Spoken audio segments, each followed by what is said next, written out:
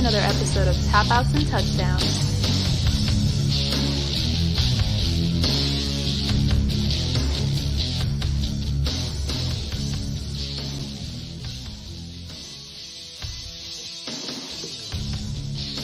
That's right, everybody. It is another wrestling episode of Tap Outs and Touchdowns. As always, it's your guy, Bully Rye, and I have a super special guest with me today. Please welcome to the show the host of the two-time South Carolina Broadcasters Association's Best Sports Show of the Year, of the Rob Brown Show, where you can listen to him from 6 a.m. to 10 a.m. weekdays on the Fan Upstate, 97.1 FM Greenville, 97.7 FM Spartanburg, and also on the free Odyssey app. Please welcome to the show for the first time ever, Mr. Rob Brown. Rob, what's going on, bud? How's everything? As the legendary R-Truth friend of the show once said, what's up, man? I'm glad to be here, bud. Thanks for letting me come by and talk some wrestling. This is the most exciting wrestling show I've ever done, primarily because you're here, but also because we are just coming off of the biggest and best WrestleMania of all time in WrestleMania 40. And you talked about it a lot on your show last week. And I wanted to bring you on the show to talk about it on mine because so much happened. And there's so much to get into. Before we get into, like, how if you had to give it a scale of 1 to 10, where would you rate this this rendition of WrestleMania? I mean, I gotta say it's an 8.5, 9, somewhere in that range. I think that anytime they do one of the milestones, 10, 20, 30, 40, they've all been great, right? 1, 10, 20, 30, 40, I would argue are some of the best. And there's the 17s and the 19s that are also iconic. But I think just because of the culmination of the story with Cody Rhodes and Roman Reigns, I think having that main event as bananas as the last 10 minutes of it were, you had a good mix. Like, wrestling is at its best when you got a little bit of everything, a little drama, a little comedy, a couple of moments that you're not really sure if they're shoot or if they're kayfabe, and you got that with McIntyre and Punk. You got a cash in, which didn't surprise me because I'm a big smart boy and I knew what was coming, but it surprised most everybody, and that was a blast. Like, I think you got a little bit of everything, and the show stayed pretty true to what makes wrestling great. I think the Paul Levesque era is off to a phenomenal start. I couldn't agree with you more. So let's go ahead and hop into WrestleMania XL Night 1, where we saw the show start off with the Women's World Championship on the line as Rhea Ripley takes on and defeats Becky Lynch. I don't want to get too ahead of ourselves to get into Night 2, but I did want to talk about this match primarily because it's I think the fact that Becky Lynch lost and what would happen on Night 2, I think that we've seen the last of Becky Lynch for quite some time. Tell me what you thought about this match, and then we can get into what the future holds for one Becky Lynch. I thought it was one of the more interesting matches because it was one of the few that I kind of was 50-50 on who was going to win. I mean, I thought there was a justifiable reason to give Becky the strap back and give her another run, but the reality here is they know what they have in Rhea Ripley. She is a bona fide, certified, genuine A-lister in the world of wrestler, on top of being an absolute smoke show and entertaining as hell. She is, and I mean this, the most total package that they have had since Charlotte Flair. And honestly, I like her more than Charlotte Flair, TBH, as the kids say. I thought the match was fine. I thought it was kind of going to be what it was going to be. Whether it's true or not, I don't have any reason to think it's not. I'm glad that they kind of hung Becky Lynch with, she's been dealing with an illness. She's a little under the weather. She's fighting a fever. She's got strep, whatever the case might be. Again, I don't know if that's shoot or kayfabe, but I think it allowed you to put Rhea over, to continue the Rhea Ripley era without kicking the legs out from Becky Lynch. Like, it made it seem like there was a chink in the armor that Rhea could take advantage of. So I think that was a good way to handle that.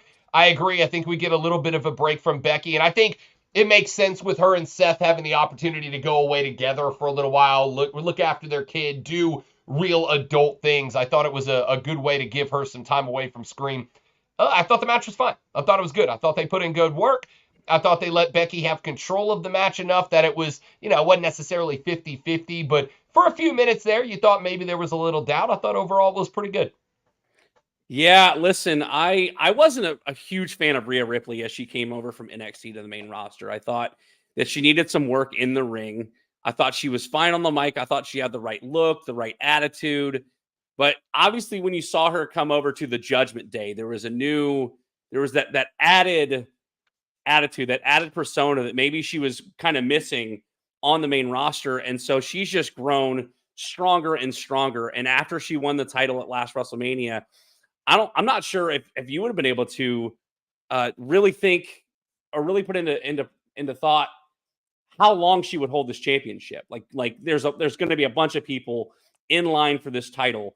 And with that being said, now that we can get it out of the way that Becky Lynch is going to be gone for a while. We saw last night on Monday Night Raw where she was attacked by one Liv Morgan continuously on her Liv Morgan Revenge tour. Who is the next person to truly challenge Rhea Ripley for this championship, and how long can they take this reign?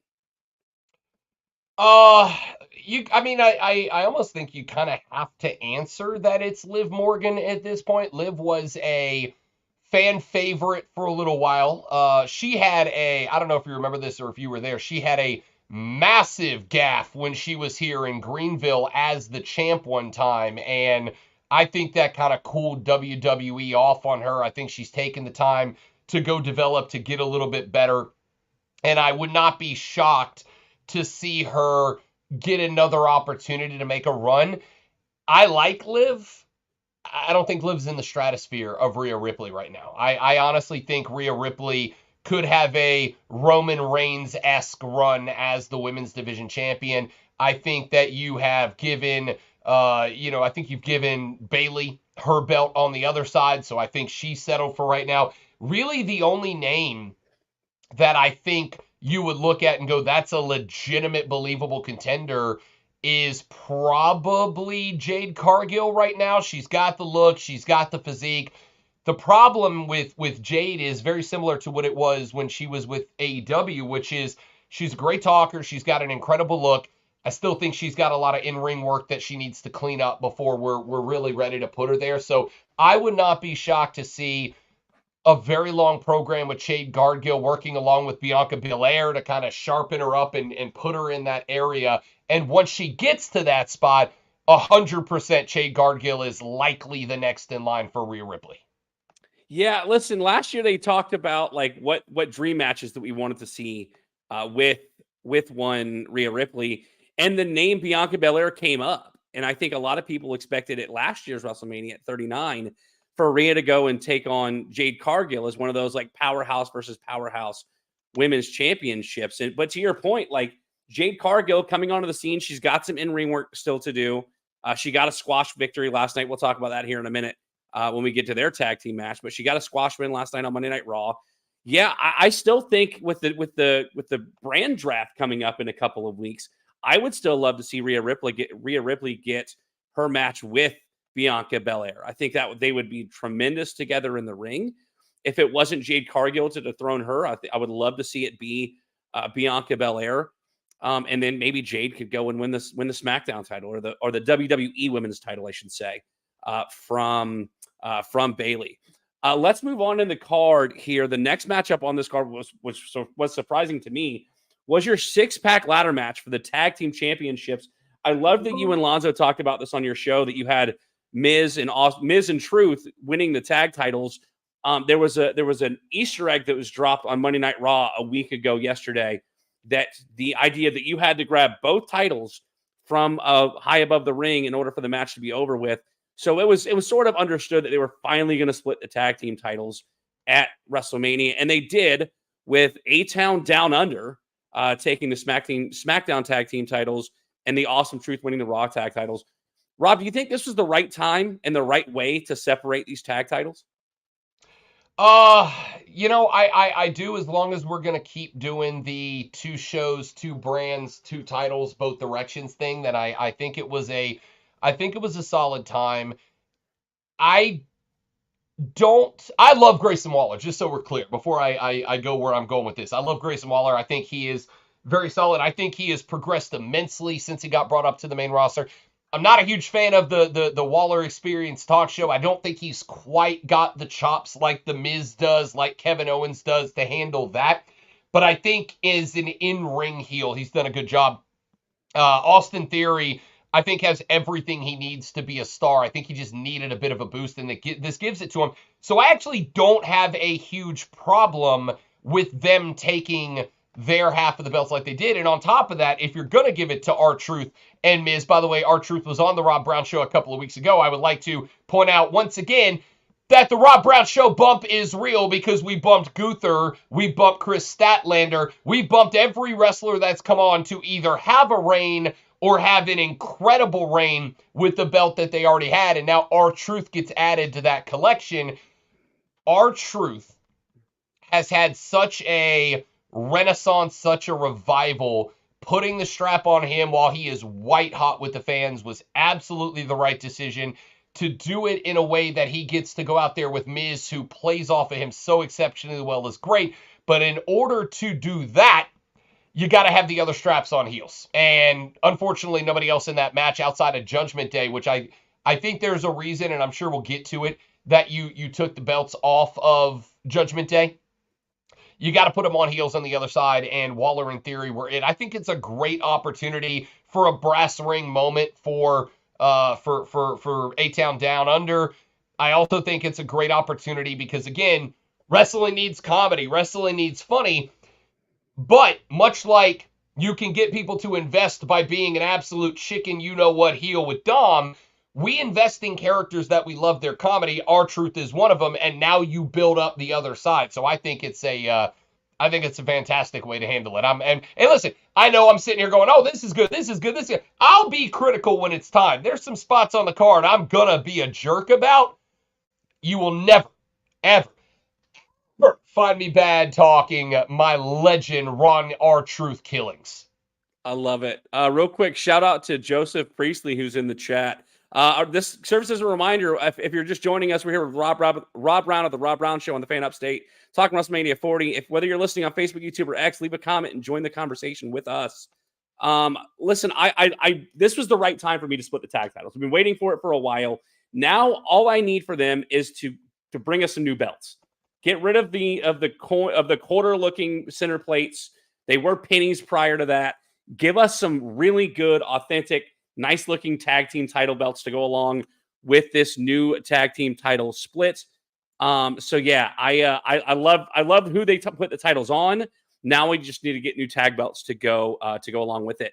Next up on night one, we saw the LWO team featuring Rey Mysterio and Andrade, originally supposed to be Dragon Lee, taking on Santos Escobar and Dominic Mysterio. This match was about what I expected it to be. I did not see what happened to Dragon Lee as to why they pulled him from the card, and except for the fact that I know the SmackDown, they had him choose Andrade over Carlito, sort of laying the foundation for Carlito to once again turn heel. Rob, how do you like this match? I mean, do you think we're ever going to get one final payoff where either Ray and Dom reconcile, or do we think we're going to get one final payoff where they fight one last time and then Rey Mysterio rides off into the sunset? I mean, listen, I think you're ultimately going to get, I think Ray, I could be wrong, La Familia is enormous to luchador wrestlers. I've got to assume that ultimately they are going to give him that moment with his son. I wouldn't be shocked to see him have maybe a tag run together before they call it, but obviously you got to play through this whole story. I thought the match was fine. You had your Jason Kelsey moment there at the end, which was a nice little Easter egg for the folks in Philly, because Jason Kelsey, I'm ready to say it publicly, Jason Kelsey is the better Kelsey brother. All right? Fat hands down.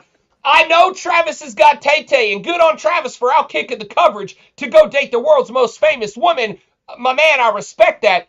But Jason, a bearded, fat American, much respect. I acknowledge you, my bearded, fat tribal chief, Jason Kelsey. He's the charisma. He's the heart and soul of the New Heights podcast. He's my guy. Very cool to let him have a WrestleMania moment. I don't know that this match was exhilarating as it could be. The only thing I'll say, and this is one of those spots that I will be critical. At some point, WWE has got to stop doing this thing. And this is where I'm going to make some people uncomfortable. Maybe you, big fella. We have got to stop doing this thing where we put all the black guys and black girls into a stable together and all the Latinos into a stable together, because it's just the same stuff over. Like when Jade came out and they're like, hey, it's Naomi and Bianca. I'm like, of course he is, right? Like, of course it is. When you ended up, and I know you have two Latino factions right now, but then they automatically fight with each other. They don't want to go after the Judgment Day. They don't want to go get belts. Like, they just auto want to fight the other Latinos in the group. Yeah, like, okay, I guess we're doing this. I thought the match was fine. I also got to keep reminding myself that Rey Mysterio's almost or over 50 damn years old now, so he ain't going to be the same guy he was when I was a kid. There really wasn't anywhere else that you could put the Jason Kelsey connection there, and obviously with Jason having the luchador mask at the Super Bowl party, okay, fine, like, that's his thing right now. I get it. I thought the match was okay. You kind of needed it to continue that story post-WrestleMania. Of night one, this and probably the next match we're going to talk about were kind of like they weren't bad. They weren't what they could have been, in my opinion. Yeah, Shannon Smith, one of my co-hosts on the Cat Cave over on the Keep Pounding Podcast Network, says that you got a point as far as putting all the like-skinned, I guess, the people that look alike in groups together. I mean, I don't know how they fix it. I mean, when you have the original Nation of Domination, it was Farouk, Savio Vega, and Crush, and then it turned into what it would become. So, yeah, I don't know how they fix it, but I think you make a great point. I do want to ask, did you know it was Jason Kelsey when they hopped over the barricade? Because I knew immediately. So, yeah, I mean, first off, it's Jason Kelsey. Like, the dude comes across the barricade. It's like, oh, that's Jason Kelsey. It's very obvious. But then, like I said, you think about the fact that Kelsey, everybody found out about Kelsey being a wrestling fan because of the luchador mask at the Super Bowl after party. Yeah. And then it's an Eagles luchador mask. It's like, who the hell is that gigantic ass man wearing Ugg boots and a luchador mask jumping over the ring? Who's it going to be? I knew who it was immediately. That doesn't mean everybody else did. And just because something doesn't catch us as big wrestling guys by surprise doesn't mean it's not an incredible moment for everybody else. Every time you do one of these WrestleManias in a city, you got to have a city fandom moment for them to revel in. I'm just glad it was Jason Kelsey as opposed to like Joel Embiid, who obviously would have gotten hurt going into the ring. No kidding. Joseph Priestley wants to make a point. At least these guys aren't riding for the ring on lawnmowers anymore. It could be. Listen, you talk about a new era. If it was somebody else is in charge, we never know what they could have done with this team. I will say, sorry, I don't mean to interrupt. I will say this, that while I am going to stand on, I hope that eventually it gets away from all the black wrestlers are a stable, all the Latino wrestlers are a stable. I do hope we get away from that. At the same time, the one thing I will say, because you got the Hurt Business too. We got to include the Hurt Business in this, or with what are they now? Whatever they're called now, the Pride. The Pride. We got to include them here. At least in the process, they're letting them still be individual characters. Like, I got real worried when the Street Profits joined Bobby Lashley that they were going to morph into this business. The Street Profits are fun, dog. Like, every time they come to the ring, I've seen them in person 3 times. My man, I now bring red Solo cups to the show to twirl like Montez because that's my dog. At least they're allowing these characters to still be these unique, interesting characters and not just like, hey, these 3 black guys wrestle together, so they all dress the same. Like, at least the Street Profits get to be the Street Profits, and B-Fab gets to be B-Fab, and Bobby Lashley gets to be Bobby Lashley. I just hope we kind of get away from that trope at some point. I'm right there with you. Now, the next matchup on the card was the match that I was looking forward to the most. If you're just joining us again, we're here with Rob Brown of the Rob Brown Show on the Fan Upstate, talking WrestleMania 40. Jimmy versus Jay, Uso versus Uso, brother versus brother.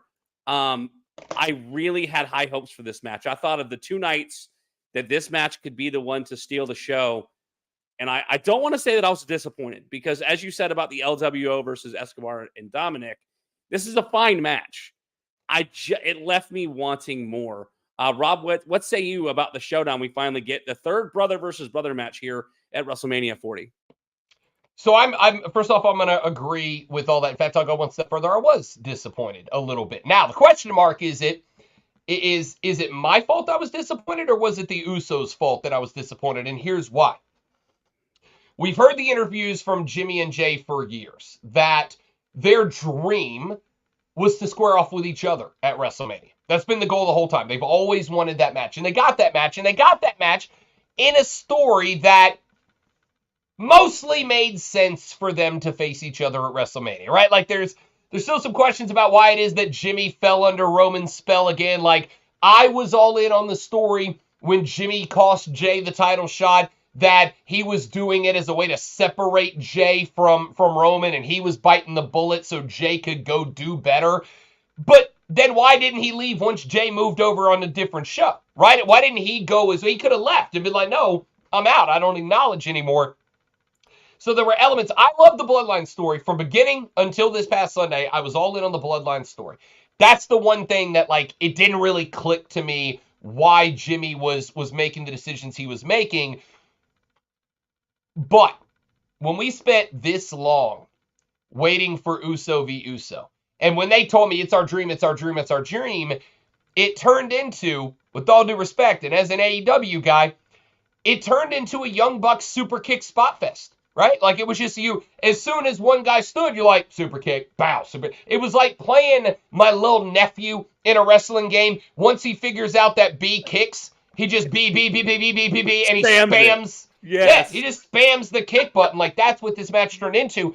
And it could have been so much more. When Jimmy and Jay squared off on the ring ramp during the main event on Sunday, that was better than the match they put on, which is too bad.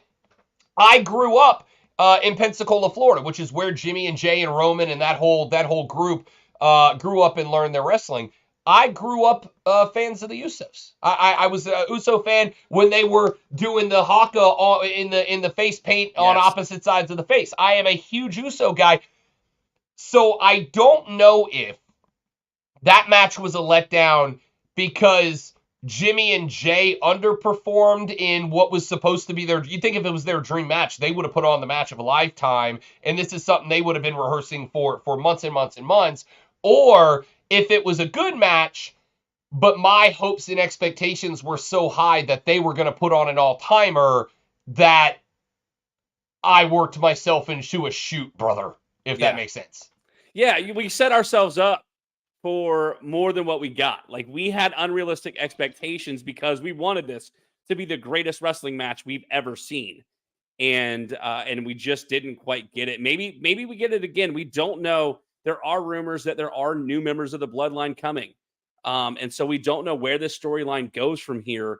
But a quick fun fact, I actually got to meet the Usos at your radio station years ago. When I first moved to the upstate, they came in to do a radio show with the Rise guys, and I won a radio contest and got to meet them. Super nice guys, and I've been a fan of them ever since. I will one up you. I have taken a frog splash from both Usos at the same time back in their pre-WWE days when they were wrestling indie stuff around Pensacola. I was working for a radio station. They were doing a show down there. I went to cover it, and they asked if I wanted to take a bump, and I was like, yeah, obviously, I'm an idiot and a wrestling fan. I don't want anything else more on planet Earth than to take a bump. So Jimmy went to one, Jay went to the other. I laid in the middle of the ring. They hit me with the double Uso splash, and that was awesome. It was awesome. It hurt like hell, and it was awesome. I want to be like Rob Brown when I grow up. Seriously, that's awesome. No, strive to be better, okay? Do a favor to yourself and strive to be better, pal. I don't know. Two-time award winner. I don't know if it gets much better than that, except for maybe 3-time award winner. We'll see what happens in 2024. Let's go to the next match on the card. We talked about them already. We get the team of Bianca, Naomi, and Jade going over on Damage Control. You mentioned it on your show. I mentioned it on this show. It was foregone conclusion that Jade Cargill was going to go over in her first match. Again, it was a fine match, but nothing to write home about. Would you say the same? Yeah, I mean, it's fine. It was kind of what I expected, which I think was a match designed to get Jade Cargill in on the WrestleMania stage. Yep. It was a match designed to give an opportunity for her to get out there on the biggest stage and kind of put something together. You have to have Bianca Belair on WrestleMania, whatever capacity. She's got to be there. This was a way to get her on there. And then because Damage Control had 3, with all due respect to Naomi just happened to get the benefit of being in a program with those two. The match was fine. It came and went exactly as I expected it to. I am a huge proponent, fan, ally, supporter of women's wrestling. And one of the things that drives me nuts is when you have hype and build to matches like Rhea Ripley, Becky Lynch, and then they get the payoff. And then, and not that there weren't kind of whatever we need a match here matches for the men on these cards, but like this is one of what we end up with 4 total women's matches across 2 nights, and this was one, and it was like it kind of felt almost thrown together as opposed to having a good program built around it. So little disappointed, but again, the match they didn't underperform, and for some of these matches, that's about as good as you could ask for. Yeah, listen, when I first found out that Jade Cargill was coming to WWE, I wanted to see, and this is before Damage Control won the tag titles, because that women's tag title has this cloud over its head. And for whatever reason, whoever the tag champions are tend to not hold them long. Someone tends to get hurt. But we see Damage Control holding on to the titles here. When Cargill announced she was coming to WWE, I wanted her and Bianca to take a run at the tag titles, and then to see Jade turn on Bianca like we saw with Shayna and Ronda Rousey. A little premature, in my opinion, but if you wanted to get her out of WWE, that's what they did. But that's how I want to see. I want to see this bond build with Bianca and Jade, because Bianca in the ring will also sort of hide some of what Jade Cargill is still missing, while helping her learn the ropes and get to know people on the road and whatnot before you finally get that program with Bianca and Jade. That's what I'm hoping for. And we sort of saw the beginning of it here as they teamed together. Next up, this is honestly, ever since his interview on your show, he has been one of my favorite people, not just my favorite wrestlers. Like the way that he presented himself on your show, and the fact that you got such notoriety from him saying to everybody that he wanted to wrestle Brock Lesnar. Right then and there, I was like, I'm a fan of this guy. I will always be a fan of this guy. I can't help with the fact that the name that they gave him in Gunther when he first came to the main roster. But Walter defends the Intercontinental Championship against Sami Zayn. Sami's build was this whole like Rocky thing where he was doubting himself. He didn't know how he was going to be able to do it. You get him in a program where Chad Gable is training him and trying to get him ready. And Sami Zayn does the unthinkable and knocks off Gunther and wins the Intercontinental Championship, ending a 666-day run as the Intercontinental Champion. Rob, as a friend of your show as Gunther is, how'd you feel about this match, and was it the right time to take the title off of Gunther? I realized 2 weeks ago it was Rocky, right? It's Philadelphia. What else are we doing? It's Rocky.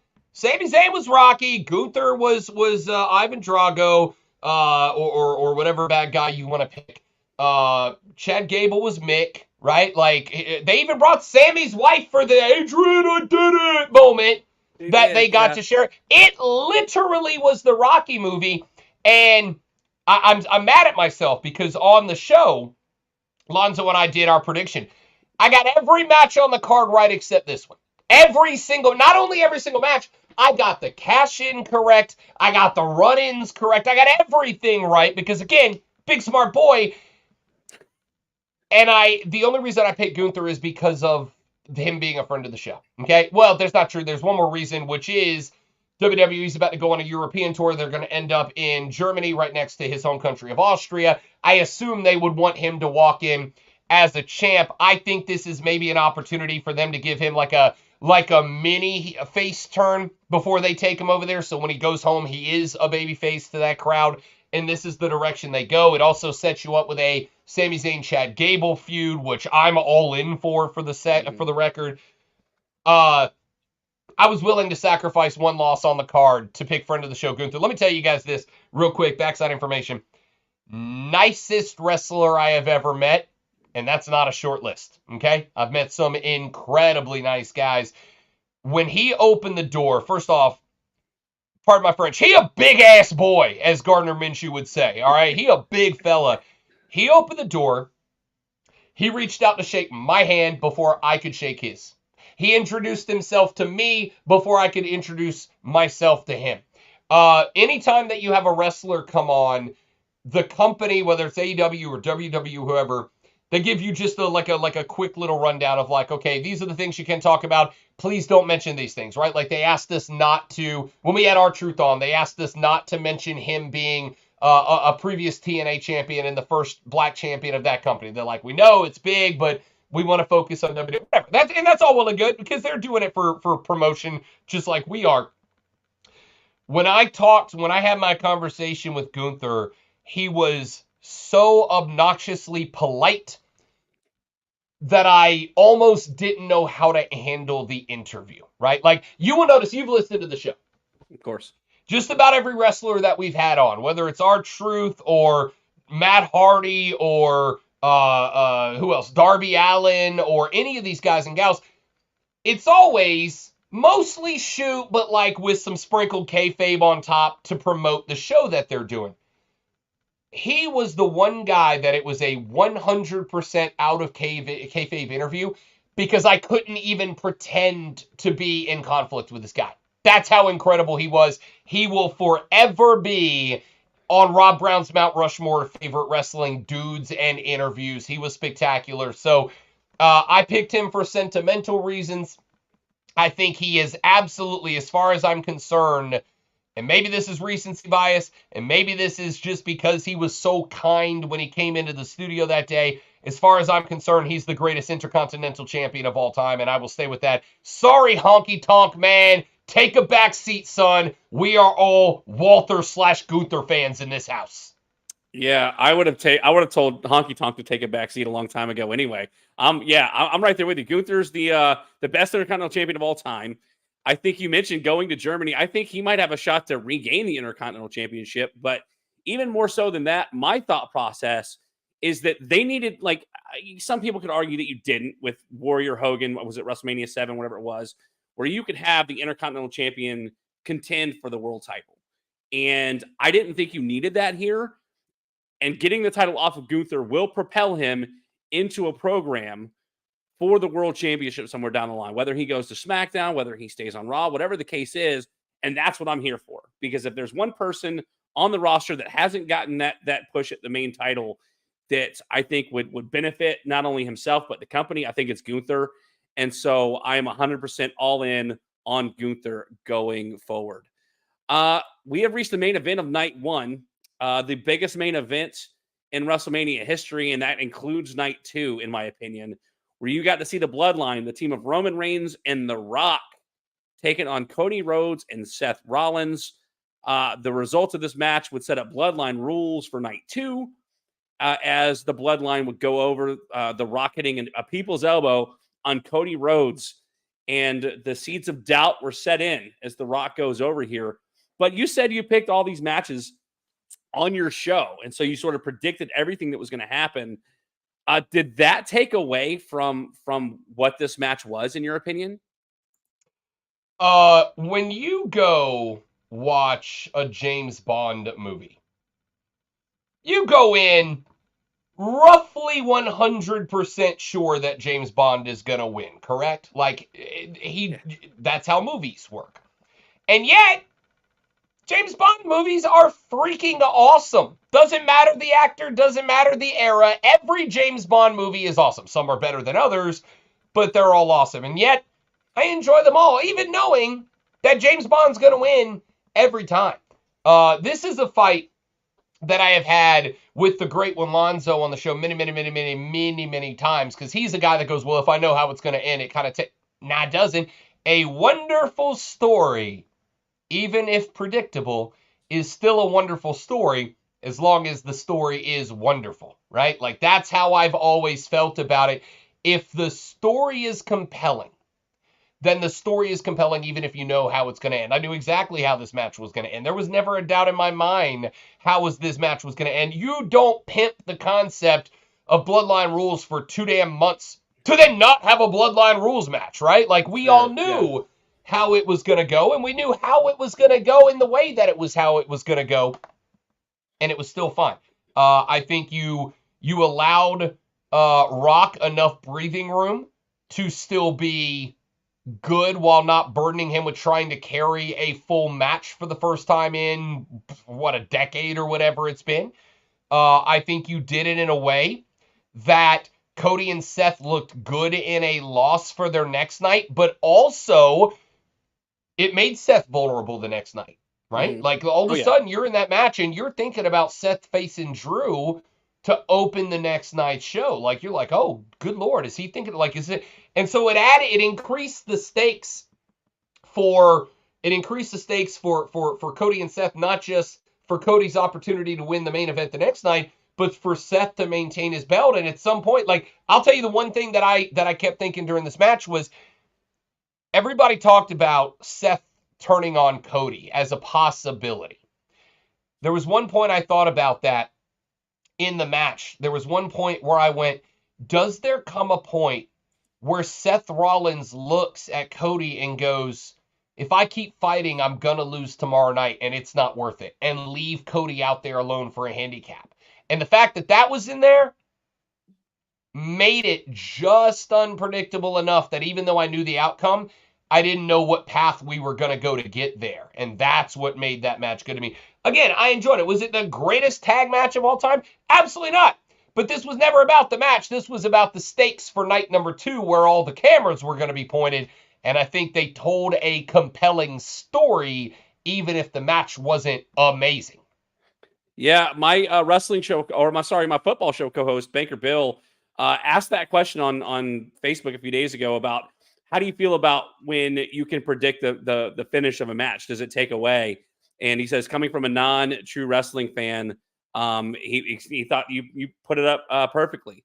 Yeah, listen, I kind of thought it was going to be the opposite. I thought we were going to get all the Gaga and all the run-ins in this match instead of what we get in night 2. But after it was all said and done, it all made sense. To your point, like, we knew how the story was going to end. We saw how it begun, but it was interesting to see how they put the story together to where we got from point A to point B. And that's what made this match. That was what made this match so great. And like you said, it's set up for night 2 absolutely perfectly. When you saw them attacking the previously injured knee of Seth Rollins, you absolutely knew what was coming.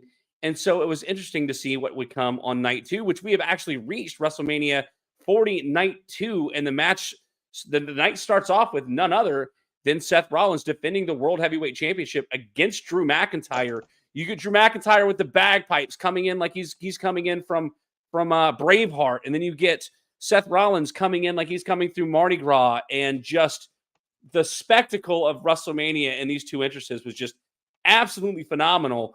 But again, you talk about like how this match was going. We all knew, at least the somewhat informed wrestling fans kind of saw what was coming with McIntyre either winning the title and then losing immediately to Damian Priest, or Priest interjecting himself into this match because of all the times that Drew McIntyre thwarted the attempts of cashing in of Damian Priest. And that's exactly what we got. We get CM Punk, who, unbeknownst to you, Rob, we don't say his name on the show. I'm saying it just for this special occasion. We have a pseudonym that we call him Ahmed Beefcake because we don't like him on the show. But CM Punk, a commentary after the match, McIntyre, is holding the title in his face, kind of continuing to taunt him. And then we get to see the CM Punk attack him. And here comes Damian Priest. I know that we both knew what was coming here, Rob, but how did you feel about the match between Rollins and McIntyre? And how do you feel about Priest finally cashing in his Money in the Bank contract? Again, this was one of the things that I saw coming. It was still entertained because it is, what's the old phrase? It's not the destination, it's the journey. That's a pretty good way to sum up how all this works. And that is honestly how I felt about it. Like, I feel like we all kind of knew the direction that this was going to go in. And I think what it does is it really gives you a great outcome for all four of the parties. First off, let's start with this. The whole premise of Drew's anger has been what? That no matter what he's done, he keeps getting outshined by other people. He wins the championship during COVID, but there's no fans. He comes back, gives it to Seth. Seth's this loud, over-the-top character. He gets all the love. Drew gets nothing. Drew's finally on his way back. Punk comes back. Punk gets to jump him in line. He gets hurt. All of this is great. And then Drew immediately loses the title. That's unhinged. I'll tell you what I loved from the onset. Out comes Drew with what till that moment, in my opinion, had been the coolest entrance yet. Anytime you give me half a battalion from Braveheart with broadswords standing across and a full Scottish band playing pipes and drums, it was great. And then what does Seth do? Immediately outshines his entrance. Like, Drew can't even have the coolest entrance. Seth immediately comes out and takes that away from him, too. Yeah. It was, to me, if you watch wrestling from a deeper level, that, to me, was a very cool concept of how you're telling this story. That Drew can't even have the best entrance, forget of WrestleMania, in his own damn match. He had this great entrance, and then Seth immediately takes it away. Then they put on a good enough match. I mean, it's a good match. It's fine. It's exactly what I thought Seth and Drew was going to be. And then you have Punk get involved. So what do we have now? We have Damian with the belt, which I think if you're going to either break up Judgment Day or keep them around as a faction, either way, they needed some more weight added to them. That belt does that for Damian in the Judgment Day. It creates, not that we didn't already had kind of the thing brewing between McIntyre and Punk, but now the foundation for a program there is through the world. And by the way, I don't know if you felt the same way, but when McIntyre was getting up into Punk's face up on the table and all that, I can't be the only one that was like, I don't know if this is real or not, right? Which is where wrestling's at its best. It's at its best when you don't know if it's kayfabe or shoot. I can't be the only one that was like, is this real? Is this a real fight that these two are having? It was so great. And so now you have that rivalry set up. You gave Seth the opportunity to go away with Becky for a little while and go be parents and go rest and recuperate. And Lord knows the guy needs it. Like, it was win, win, win, win, win for everybody because you get a Punk McIntyre rivalry. McIntyre, to me, I want straight up, entirely top to bottom, unhinged Scottish psychopath. Not the one that's like coming out and trolling with the funny t-shirts and all that. I want the dude. You know what I want? I want from him what I used to want from Roman Reigns. Come out, kick ass, tear the ring in half, and then leave and do it again and again and again until you get your belt back. That's what I want from McIntyre. That's the best character he can be. And now that is set up. And like I said, Judgment Day gets a belt, which can lead to either them solidifying more, or to them breaking up because Damian and Rhea have belts and nobody else does. And that, Rhea can start holding them accountable, Finn and Dominic and all these for not having belts, while R-Truth also hangs around hilariously in the background. Like, it's literally a win-win-win story for everybody involved. Yeah, Shayna Smith back in the chat also likes the role that CM Punk is playing. He's the thorn in Drew's side. And it's just like you said, it's sort of, I love the thought process that we're going to get back to him being a psychopath, which was what he was great at when he came back to WWE. If you're just joining us, we're here with Rob Brown of the Rob Brown Show on the Fan Upstate talking WrestleMania 40. And wherever you're watching, make sure you join the conversation as everyone has in the chat tonight. Yeah, listen, this match looked like it was going to be a squash. Like my co-host on the show thought that was going to be a squash, and it was going to be a la Sheamus and Daniel Bryan. And sure enough, it started off with a Claymore, and you thought, wow, this is going to be it. And no, we got some decent storytelling. And like you said, like, we didn't know if what Drew McIntyre was doing is really rubbing it in CM Punk's face. Like, hey, like, remember when you came back, this was supposed to be your moment. It's mine now. And I love the fact that he trolls CM Punk relentlessly. Like, he tweeted out in the middle of his match, like, just bored at work. I mean, it was, it's phenomenal, man. It's so good. Listen, that story was perfect. Punk's role in it is perfect. You get that back. By the way, it wasn't just the first tweet from McIntyre. It was the second tweet from McIntyre that genuinely had me laughing out loud. And out of respect for you and the fact that my mom may find this podcast one day, I won't read the tweet. Suffice to say, it violated every FCC regulation, but it was so perfect for that moment. And again, like, I will say this. I never thought squash match, because like him or not, dig him or not, this belt only felt like this was a credible match because of how Seth Rollins has carried it since he won it. So I think even with the injury and even with the match he had the night before, to have Seth go out there and lose Daniel Bryan to Sheamus style, I don't think you do that out of respect to what Seth Rollins did to elevate this belt. So to let him have a fighting chance, and by the way, when he comes back, point out that, hey, Drew, or whoever has the belt, but I'm assuming Drew, whether it's a feud for the belt or not. Hey, Drew, you didn't beat me.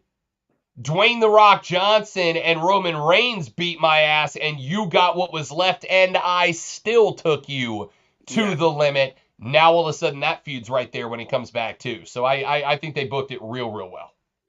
Yeah, it's more phenomenal points, man. Yeah, I'm excited. I'm glad that Seth is going to get the time off, because, you know, we almost didn't make Mania because of his knee injury. Now he actually gets to go and get surgery if he does need it, and then they can go, he and Becky can go play house mom and house dad, and sort of enjoy some much needed time off for the both of them. So yeah, I'm loving this dynamic, and I'm really curious to see what they do with Priest as champion going forward. Next up on night 2, we can skip right over this. The Pride defeats the Final Testament, Karrion Kross and Authors of Pain.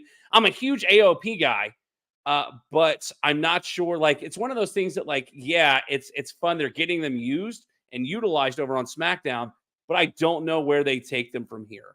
Rob, you got any thoughts about what they're doing with Karrion Kross and the Final Testament over on SmackDown?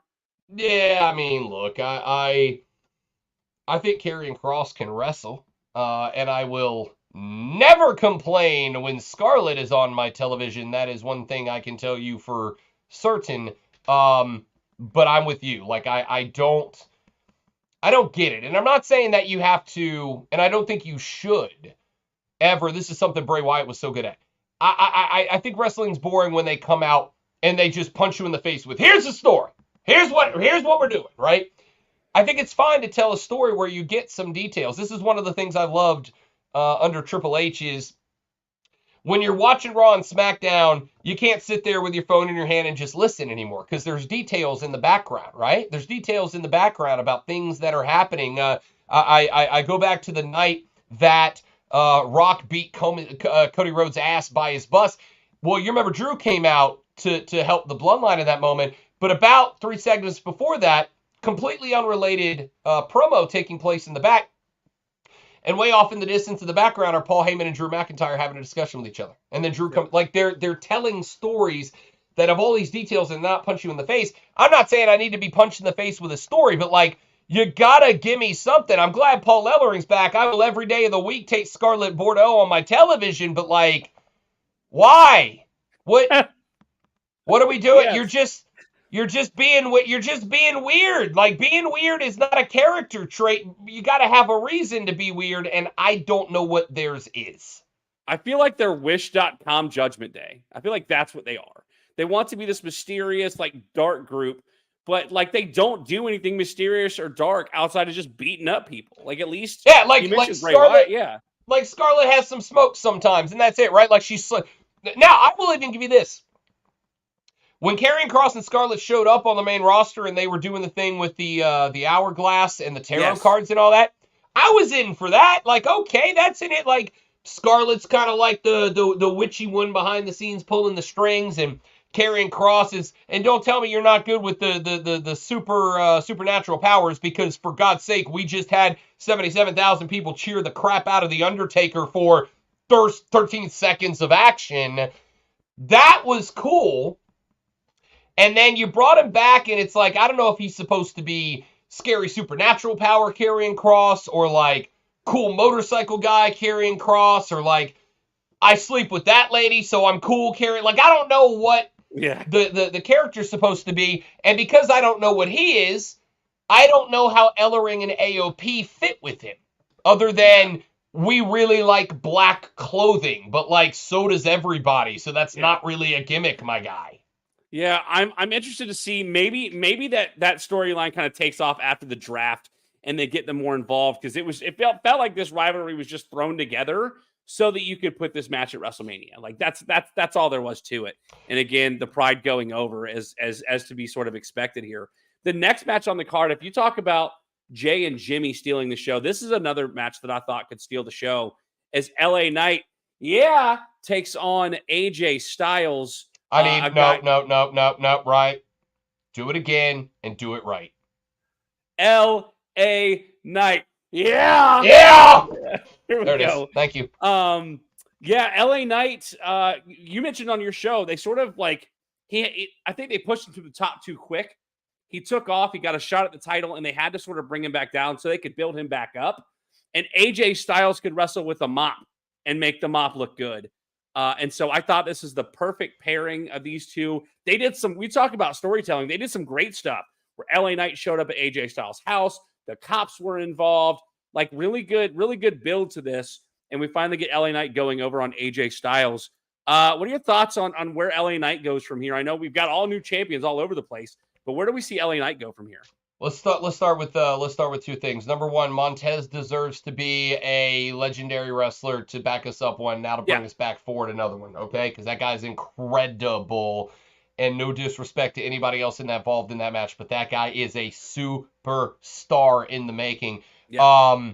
As far as this match goes, WWE's biggest mistake of the last year was having LA Knight chase Roman Reigns for the title. There was no reason for it, unless the story you were going to tell. And this is where I thought, and I know we'll talk more about this when we get to the main event here in just a little while. If the story you were going to tell for that Avengers Assemble moment that I thought we were going to get and kind of got, but didn't really get, but got enough of, but like not enough of, I thought the story, or the Avengers Assemble moment was going to be that everybody that Roman screwed over the years, Sami Zayn, Kevin Owens, LA Knight, all these other folks, they were going to be the ones that came out and got involved to put the bloodline in the hole. Then it would have made sense to have LA Knight go after Roman Reigns and get his ass kicked. And then later he features in the WrestleMania main event. But to have him go out, get smoked by Roman, even if it was because of interference, and then basically not do anything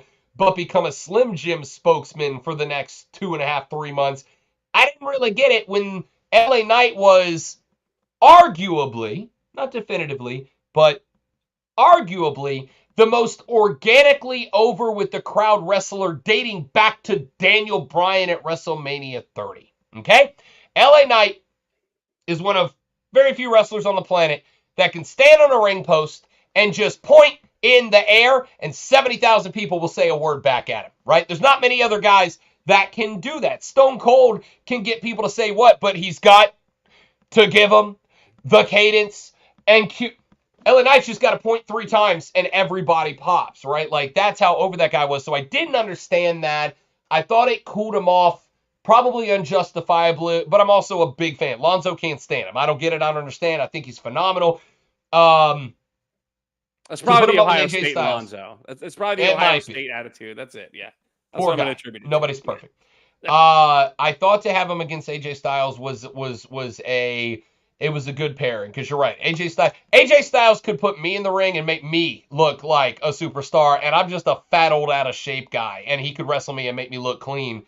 I thought it was a good pairing. I thought it was you did enough with all the background story building that what was kind of an almost thrown together feud. When you got the two of them getting into what was sold as a shoot fight at the fan access event, where AJ Styles dropped a "I will bleep you up" and LA Knight dropped a "Are you gonna be at SmackDown, you fill in the blank with lady genitalia term here," that was the first time in this feud that I was like, oh, okay. Yeah. Now I was in. And then I was sold, and they put on an LA Knight AJ Styles match. It was exactly the story I thought it was going to be. It was exactly the result I thought it was going to be. But It builds LA Knight back up. It gives AJ Styles the opportunity to do something new with his character, which I think is needed. Love AJ, but needed maybe a little twist up. I think it was exactly what it needed to be. Wasn't anything I'm going to be talking about for years to come, but it was good enough to talk about for a couple of minutes right here. There you go. Shannon coming back in and saying that he thought the story was told really well. Huge LA Knight fan. Pedro brings up a good question. Do you think that it would have been any different if LA Knight had won the Money in the Bank contract over Damian Priest? His mind always wonders how things would have gone. Knowing what we know now and seeing what we've seen now, do you think, all things being equal, that they made the right decision by not giving LA Knight the Money in the Bank contract? I get the sneaky suspicion that was a VKM thing. That was a decision made by the old guy who used to be in charge, because if there's one thing for Mr. Grab the Brass Ring that he hates when wrestlers do, it's when they grab the brass ring. They do not like, or at least that guy didn't like it. I think Paul Triple H Levesque does like and appreciate that. So I'm still not shocked that was the decision that they decided to go in with that. I think the problem you bumped into was, if you gave it to LA Knight, the fan base becomes supernova white hot every time that music hits. And you can't tell a real story, but we all knew the belt wasn't changing hands until WrestleMania. They were committed to a 3-year story. That belt was not changing hands until WrestleMania. So you have LA Knight walking around with a briefcase where every time his face or his music hits, the stadium loses its mind, and you cannot have him cash it in. Or you give it to Damian, who is always a wild card but doesn't have a real vendetta with Roman or Seth or anybody with the belt. So he remains kind of that off-stage player that you never know when he's going to come out. If you gave it to LA Knight, you would have him, I think, be too much of a distraction with the briefcase to do it. What's the point of his fight with AJ Styles if he's got a briefcase waiting for Roman to get his ass kicked, if that makes sense? No, that's completely fair. And I think you said it absolutely perfectly. Curious to see what happens next for LA Knight. I mean, we've got some pay-per-views, or some premium live events, I should say, coming up, including Money in the Bank later this summer. So maybe that's when he finally gets his. Next up on night 2, we've got the United States Championship as Logan Paul, as painful as that is for me to say. Your United States champion takes on Kevin Owens and Randy Orton. And the match starts off with Kevin Owens in a golf cart almost killing Randy Orton on the way. You can see Randy Orton hops on the back of the golf cart, and Kevin Owens drives them both down. And you see Randy telling him to calm down, slow down. I'm not trying to die here. And you get a lot of gaga here, as to be expected. The Prime bottle, the first on-apron advertiser that you had in WWE history. You had the Prime logo on the turnbuckles and everything else. They are really getting behind Logan Paul and his influencer status. And he goes over here as United States champion. Rob, I don't like Logan Paul as a person. I understand why he went over, but I was hoping that we were going to get Kevin Owens winning the United States title, and a la like we had last year, where Kevin Owens and Sami Zayn got to hoist the tag titles together. I was hoping that we were going to get to see a friendship moment where they both were able to do it on their own with individual championships. Who is the person to eventually take the title off of Logan Paul, who is the worst United States champion since David Flair? Okay, so I got a lot to respond to here, and I will do my best to keep it quick so that I don't overrun us any more than this. May shock you. Rob Brown goes long. All right, it just is what it is. Get used to it. Same. So let's go with a couple of things. Number one, I also dislike Logan Paul as a person, but what I cannot do is disparage him as a professional wrestler, because as much as I dislike him as a dude, he is a hell of a wrestler. Let's call it what it is here, big fella. Logan Paul is better than about 90% of the NXT roster. He just is. I don't like it. Yeah. I don't like it. But he's better than most of NXT. I mean that, okay? I mentioned earlier, wrestling's at its best when you don't know what's shoot and what's kayfabe. The Prime logo on the ring, it disgusts me. It makes me sick. Not even because it's Prime. Any logo, I don't like it, because the as much as he's a heel, I love Gunther's The Ring is Sacred. It is. That doesn't mean you can't goof off and have fun in wrestling, but it's a wrestling ring. It is where many of us were born and raised. It is where many of us got our chance. My relationship with my dad and grandpa was built around watching Ric Flair and Jake the Snake Roberts in a wrestling ring. It matters, even if it's just entertainment. So I hated a logo. Didn't even matter if it was Prime. You could have stuck the logo of something that I love down there, and I still would have disliked it. You could have stuck the logo for Jameson Whiskey in that ring, and I would have wanted it up, despite the fact that if Rob Brown's going on a bitter one weekend, you should buy stock in Jameson. That's how much I love it, all right? So, I just like that. Now, there's a few things going on as well. We, as grown-ass men, sometimes do have to remember that while we love our wrestling, it is catered for the next generation, and it always will be. It doesn't mean they can't treat us to some nice little moments like The Undertaker and John Cena being involved, but the reality is their job is to cater to the next generation. Logan Paul's got however many, 3, 4, 5, 6, 7 million people who watch him on YouTube. That's a gigantic-ass audience. Yes, they're going to take full advantage of that. I love that Randy Orton is having fun. Wrestlers and wrestling figures that are having fun are my favorite. Michael Cole's reemergence since the introduction of Pat McAfee is chef's kiss. Michael Cole's the best he's ever been with McAfee. Randy Orton has been having fun getting back in the ring and wrestling, and you can see it.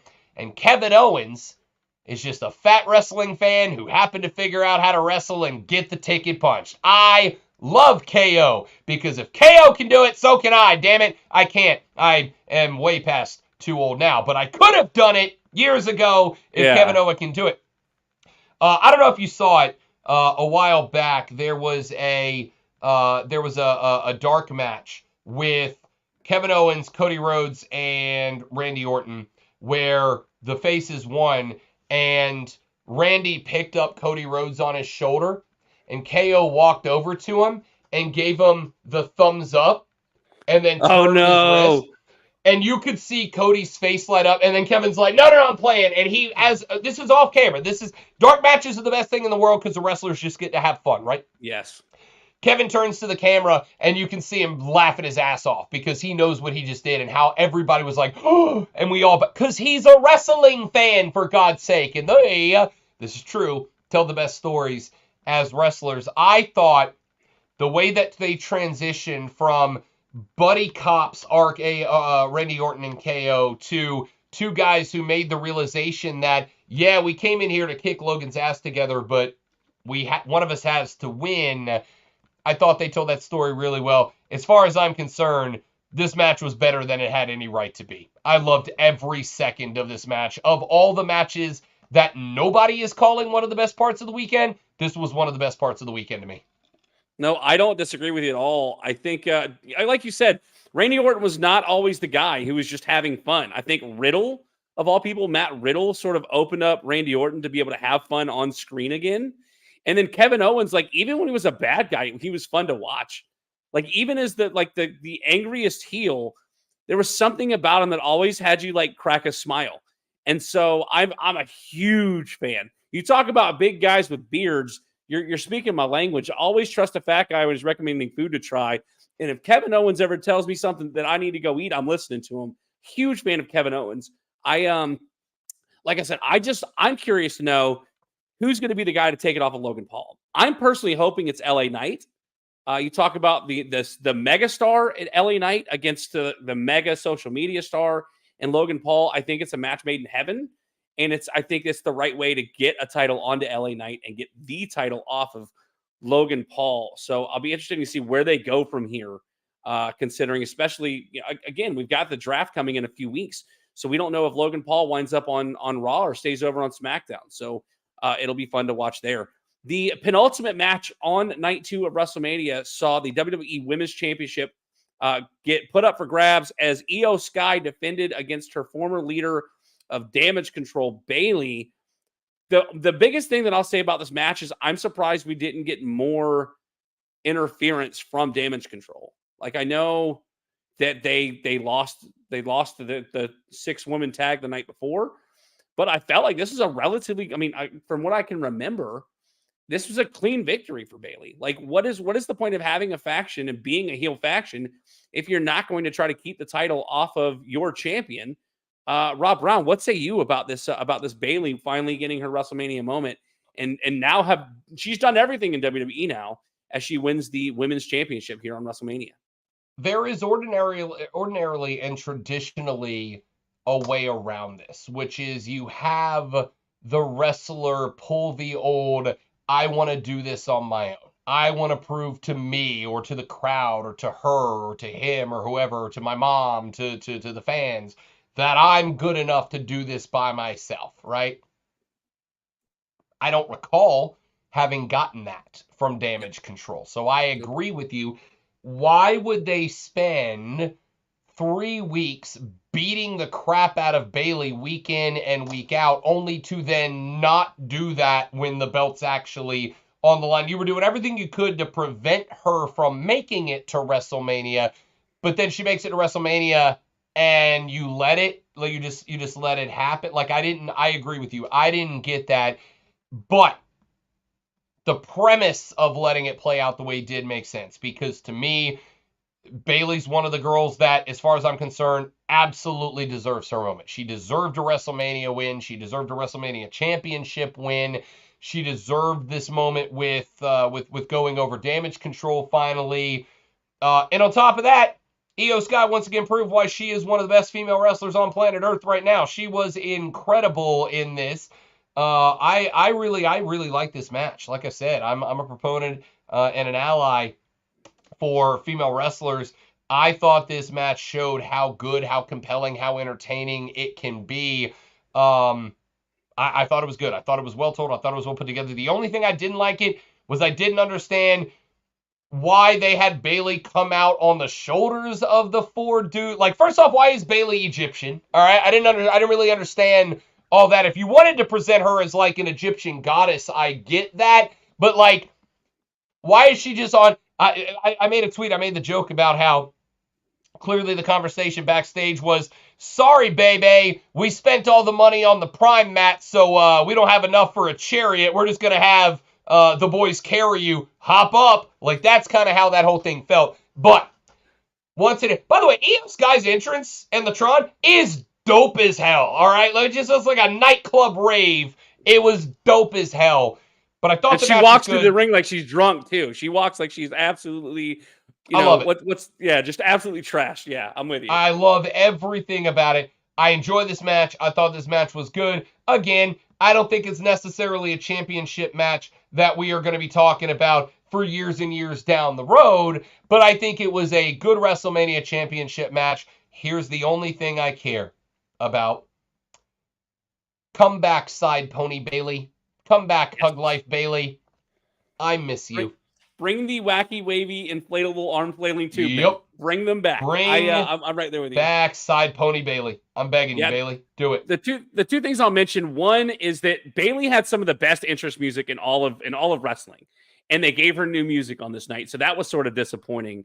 Secondly, I will say that, like, after last year's WrestleMania, it was sort of hinted that they were going to break up Damage Control. Like, there was social media posts about Bayley, like, this is the greatest story. Like, I don't want it to go away.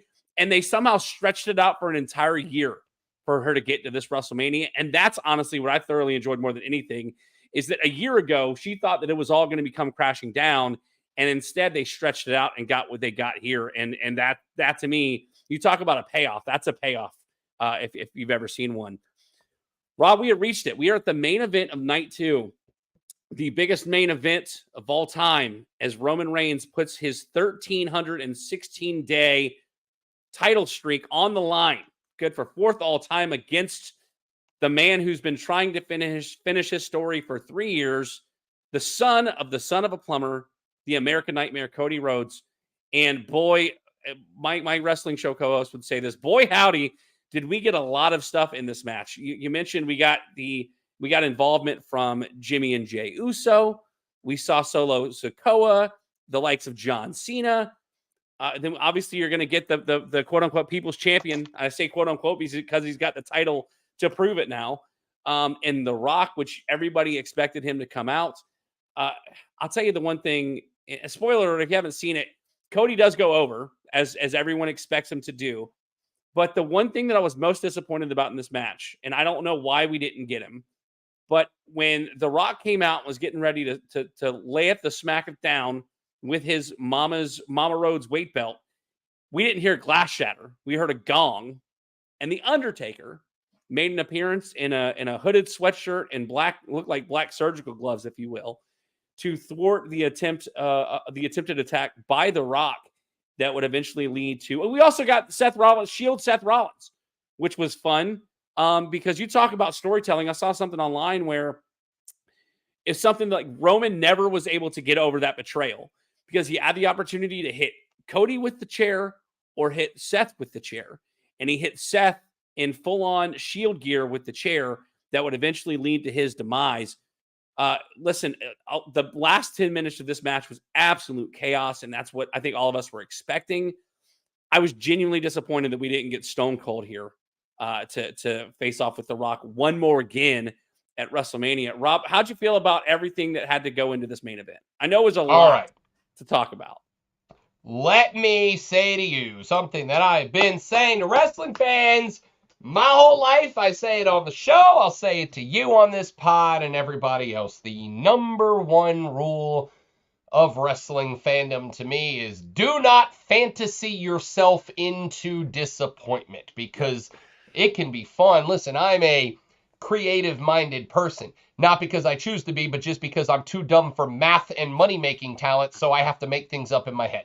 I love some fantasy booking. Lonzo and I do it almost weekly on the radio program on Fight Club, which happens every Thursday morning at 9:20, where we talk wrestling, boxing, professional wrestling, MMA, and professional wrestling. In case I haven't self-promoted myself enough yet, I'll do it again. Fantasy booking yourself into disappointment is the dumbest thing you can do. I say that respectfully and lovingly. The dumbest thing you can do as a wrestling fan, because here's the reality. If you finish that main event, and the first thought you had was, "Oh, no Stone Cold," that sucks for you, dude, because it was so much fun. It was so chaotic.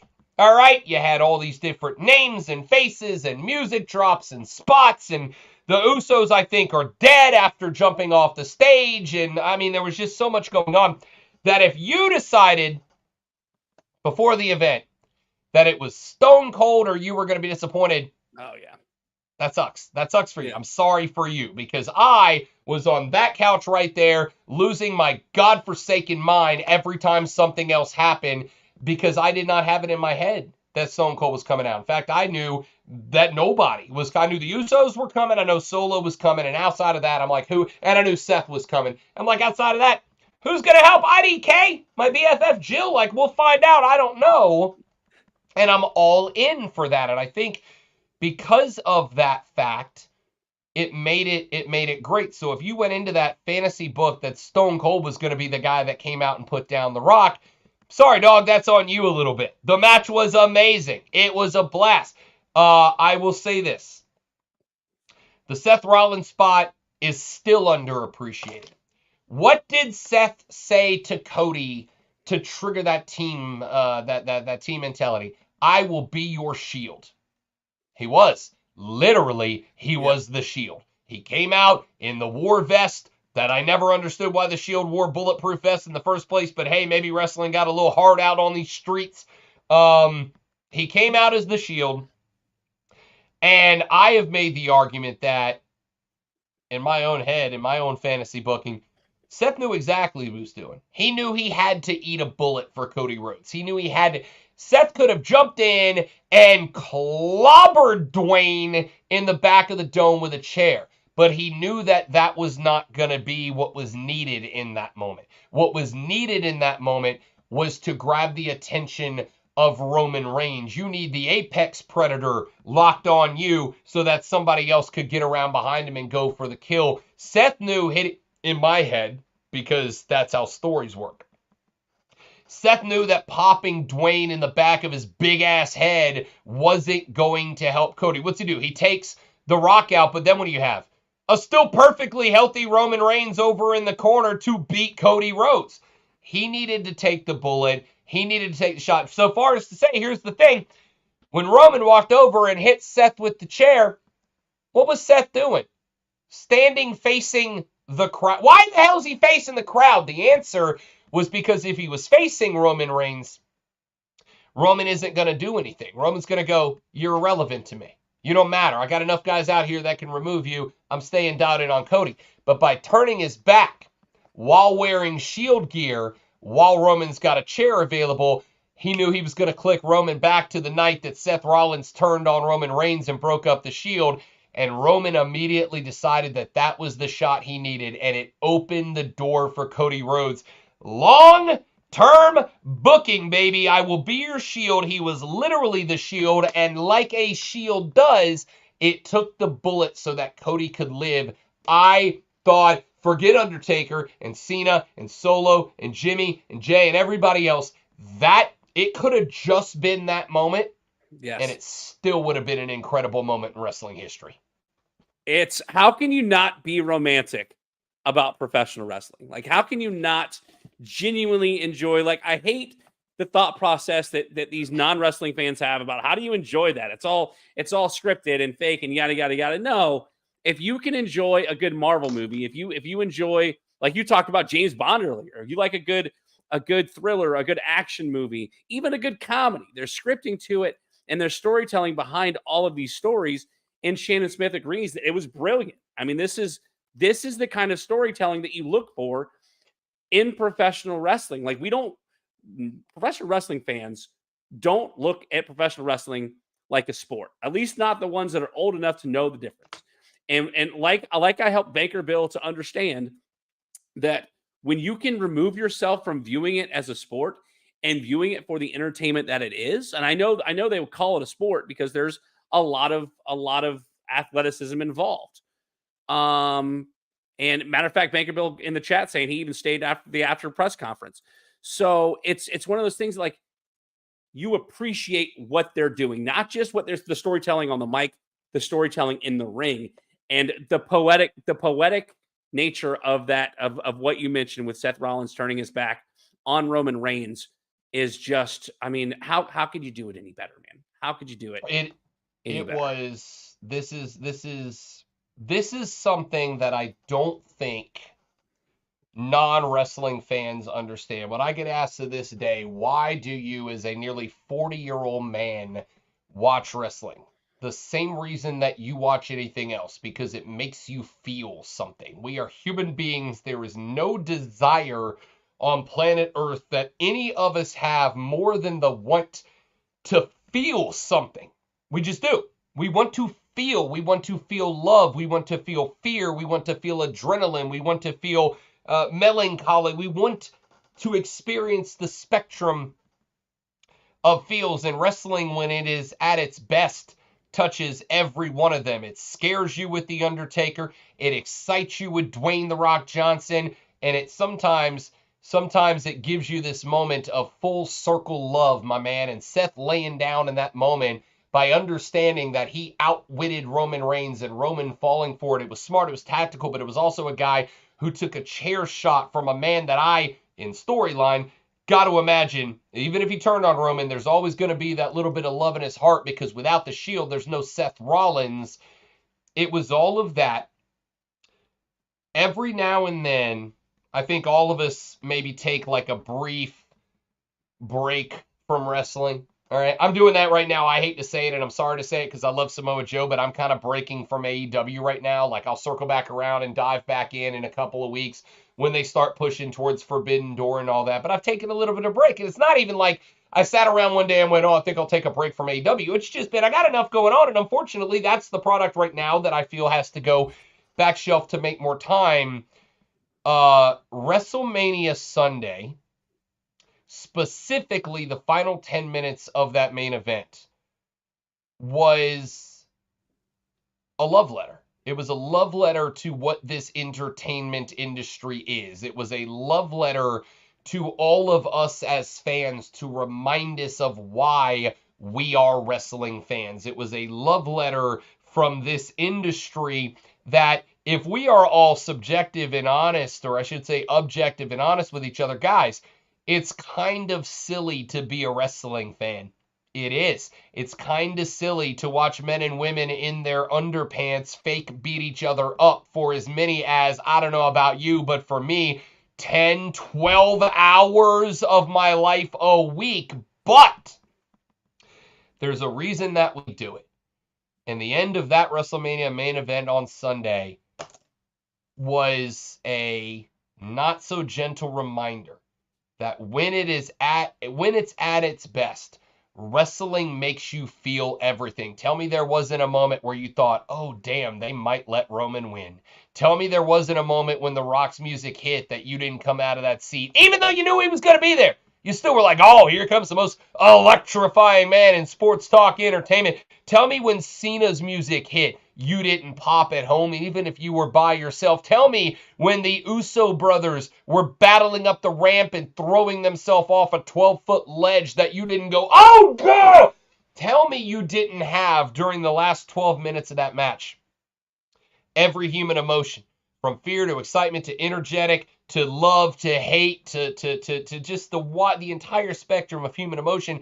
And if you tell me that you didn't have all those emotions, I'm going to suggest you talk to a therapist because something's wrong with you, big dog.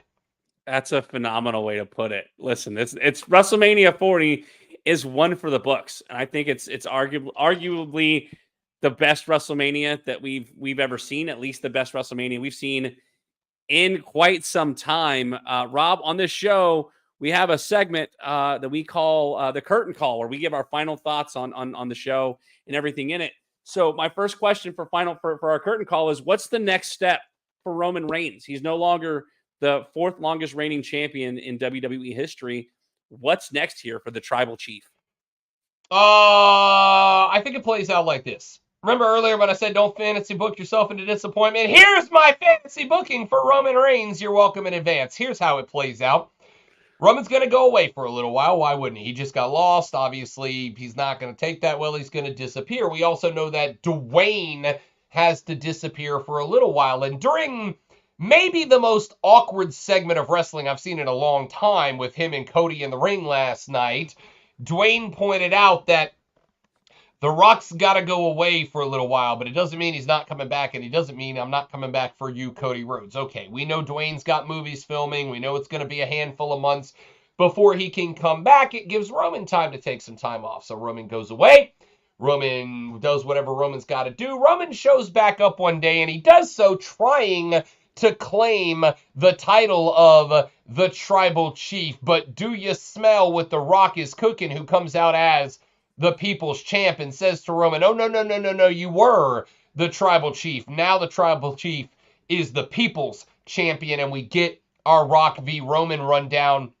Now, everybody's been predicting that this is SummerSlam. I don't think it is. That's too soon. Dwayne's got movies to film. This is likely going to kick off my suggestion or my thought, my belief, a program well after SummerSlam. I would guess probably sometime around Thanksgiving, Christmas of next year. I don't think it's going to be as long of a program as we like, but we're going to end up, I think, with a tribal civil war of sorts, right? Like you're going to have, and by the way, Jacob Fatu and I think more of that family are going to be in the mix by then. You'll end up with Jimmy and Jay and Solo and Jacob all having to kind of find out where they fit into this hierarchy. But whether or not the rest of the tribe buys into this, I think you're going to have Rock come back and disparage Roman for losing on the biggest stage, take the Tribal Chief moniker. And my only question is, does this turn Roman face or does it turn Rock face? And more importantly, has Roman learned? Because remember when VKM was pushing Roman as John Cena Volume 2.0, even as a Roman Reigns guy, right? He was boring as a face. I'm sorry, He was. His promos sucked. His matches weren't that good. He didn't become Roman Reigns until he became the Tribal Chief and went full heel on us. And at that moment, I was like, he's good. He's real good. This guy's going to be good. If they bring him back as a face, has he learned enough through his time with Paul and his time squaring off against a bunch of faces that the people loved to flip to the other side and try it? Because if not, I don't know what you do with Roman Reigns after this. Yeah, I've got this weird feeling that we're going to get Rock and Cody for the title. To your point, I think we're going to get it somewhere around Survivor Series where the Rock comes back for Cody, and we see this struggle between him and Roman for that moniker as Tribal Chief. You're going to see a potentially a match between Cody and Rock at the Royal Rumble, which Roman Reigns could potentially interfere in and cost The Rock that match that leads them into WrestleMania next year, which could potentially be The Rock's final match ever. I mean, it's you look at him and you can't tell unless you really look at him in the face. I mean, The Rock's in his 50s at this point. Like The Rock is not getting any younger. And despite being bigger and more in shape and more fit than I will ever be, Father Time is undefeated. So I'm really curious to see what happens from here. The only other question I'm going to pose is, we saw last night on Monday Night Raw Fatal 4-Way as for the number one contendership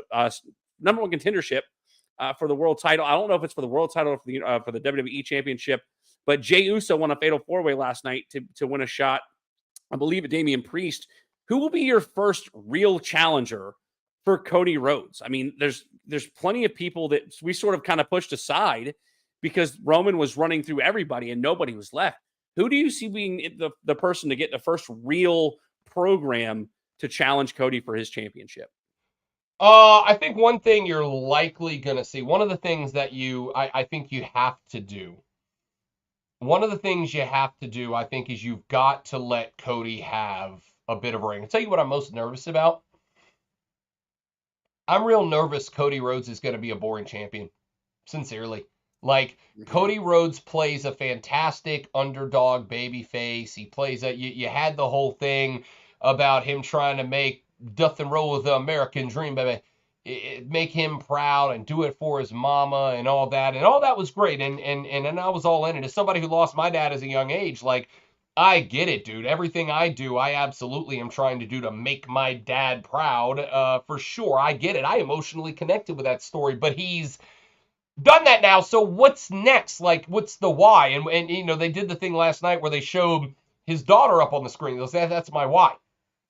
And this is where Rob Brown does his own heel turn. I don't care about that, Cody Rhodes. And maybe this is because I don't have a kid, don't want a kid. I don't care. Like, you're not gonna come out and go, I got a championship match tonight, and I'm gonna do it for I don't care. There's nothing to me that connect to that.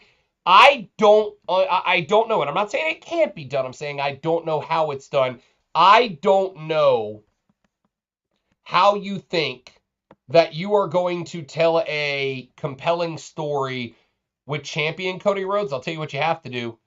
You have to let it last for a few months, because if you gave him the bump over Roman Reigns and then he turns around and he loses it in 2-3 months, he defends it 6-7 times and loses it, it makes Roman look worse, right? Yes. Like, okay, well then why couldn't Roman, you know what I mean? Like, and granted, that is kind of the point, but I am very interested in seeing how you now that Cody has lost, what made him compelling?